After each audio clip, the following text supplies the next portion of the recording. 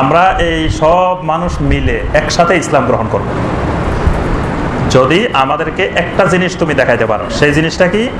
সেটা হলো আল্লাহ পাক তো আমরা সরাসরি দেখতে পারবো না। তুমিও বলতেছো যে এই চোখ দিয়ে আল্লাহকে দেখা সম্ভব না। তো আকাশে তো মেঘ আছে, মেঘের উপরে আল্লাহ আসবে, মানে আল্লাহ সরাসরি আসবে না, আল্লাহর মাঝখানে মেঘ থাকবে, মেঘের উপরে আসবে, এসে একদল ফেরেশতা আসবেন আল্লাহর সাথে। আল্লাহ যেখানে আসবেন আল্লাহর সাথে একটা বহর থাকতে হবে না? একদল ফেরেশতা আসবেন, এসে আল্লাহ পাক উপর থেকে বলবেন যে শোনো, এই যে মক্কাতে মুহাম্মদ বিন আব্দুল্লাহ, ওনারে আমি রাসূল বানাইছি, তোমরা সবাই মেনে নাও, ইসলাম গ্রহণ করো। বাস আল্লাহ শুধু এই কথাটা বললে আমরা সবাই মিলে ইসলাম গ্রহণ করবো। আল্লাহ পাক বলতেন হাল ইয়ানজুরুনা ইল্লা আন ইয়াতিয়াহুমুল্লাহু ফি যুলালিম মিনাল গামাম।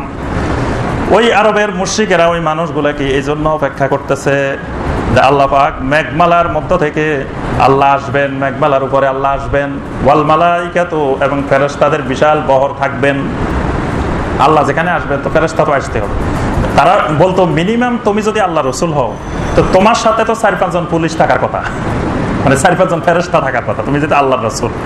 তো এই ফেরেশতারা তোমার জন্য, তুমি যেদিকে যাবে সামনে দিয়ে যাই, বলবে যে সবাই না আমার রাস্তা ক্লিয়ার করো, আল্লাহ রাসূল আসতেছেন, তোমরা সবাই এক পাশে যাও, এরকম তো মিনিমাম বলবে। তো তুমি এত বড় আল্লাহ রাসূল রাহমাতুল লিল আলামিন, তুমি এরকম নবী, তো একজন ফেরেশতাও তো নাই, তোমার একজন বডিগার্ডও নাই, কিচ্ছু নাই, তুমি আল্লাহ রাসূল হইলা কেন?